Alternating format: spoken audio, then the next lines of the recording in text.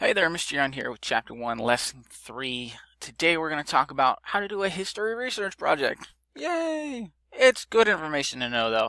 You're going to write a lot of papers in your high school academic career, and if you go to college, woo, you're going to get really good at it.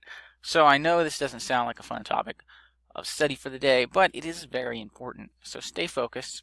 It's a short lesson. Let's knock it out. Okay, so the first thing one needs to do when planning a history project is choosing a topic. Sometimes you get to choose your own topic, and sometimes it gets chosen for you. It's important when choosing your own topic not to make it too specific or too non-specific. You want there to be plenty of information on your topic to work with, but not too much information that you're overwhelmed. For example, back when I was a senior in high school, back in the dark ages of 2004, the state made us do a graduation project. And my brother and my best friend and I decided that we were going to do our graduation project on World War II. And our advisor said World War II was entirely too broad. You have to pick something more specific. So we did it on Blitzkrieg, which at the time was a very groundbreaking form of warfare that I'm sure you'll learn about sometime in high school. But it was too broad. We had to pick a subject that there was a lot of information on, but not too much information. So that's a goal of yours.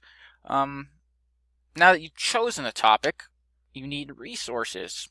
It is advised that you use some good old-fashioned books and not just the magic Google machine. Make sure you use non-fiction books. For example, if you were doing a research paper on vampires, you could not use the Twilight series as a source. You could use a good old-fashioned non-fiction book, like this one below, The History of Vampires in New England, but no corny teenage love stories.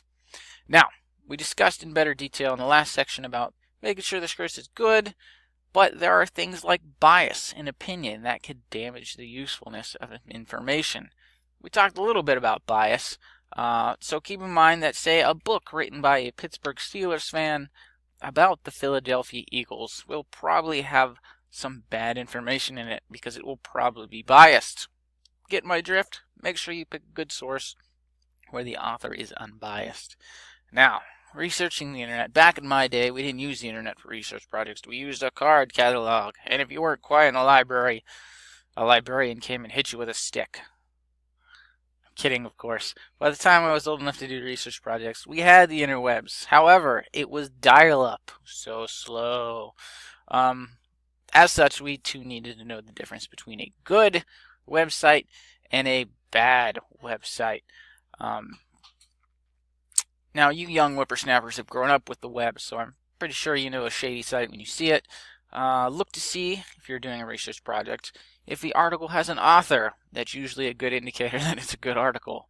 And maybe check what the author's credentials are. If you read an article on the, Mothman was written by a 40-year-old local from the hills of West Virginia living in his mom's basement, might not be a great source.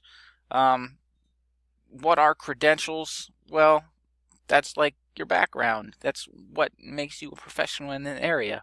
For example, my credentials for teaching history are I'm a certified history teacher, and I majored in education as well as history, and I have experience. So those are my credentials. If you see an article written by a freelance writer for, say, the Associated Press, probably another good sign that that is a good article. So make sure you read good articles, things like that. All right, more on the internet.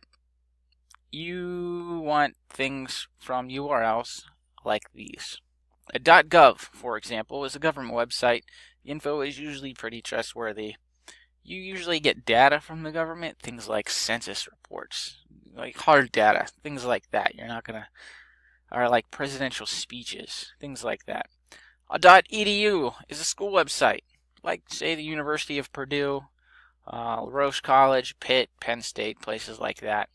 This information is well researched and accurate, but it could contain opinions. Then you have a .org. These are non-profit organizations. This info is typically accurate, but will probably be biased towards that organization. For example, if you're doing a research project on what is the best cyber school in Pennsylvania, and you stop by palx.org, we're probably going to say we're the best, cyber school in Pennsylvania. And we are. Um, Writing without bias. This is for you. Before bias, but before we get to bias, how do you even organize all this information? So let's say you're doing a research project on vampires. You have 13 books on vampires and 7 articles from the web. Note cards. Put your information on note cards and then organize it how you want to write it. Sounds silly, but I've actually done it before and it works great. Alright, now on to the bias. We want to be professional in our writing, so you need to try and remove your bias. You can never really get rid of all your bias, but making an effort usually does a pretty good job. Just try to remove stuff about how you feel and stick to the facts. Sounds easy, but it's harder than you think.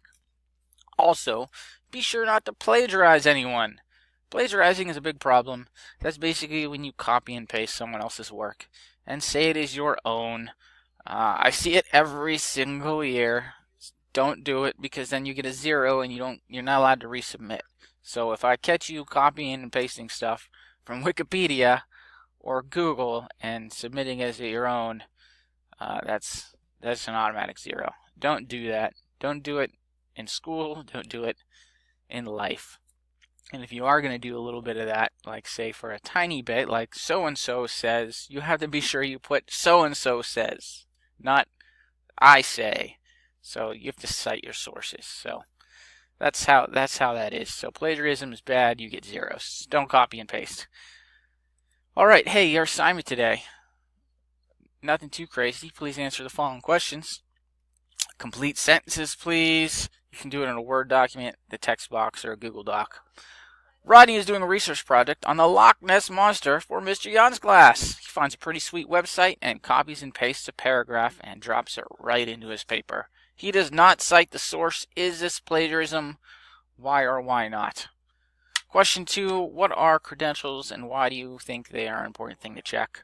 Boom, there you go. It's 5 points. 2 points per question, 1 for spelling and grammar. That's it for today. Let me know if you have any questions. Have a good one.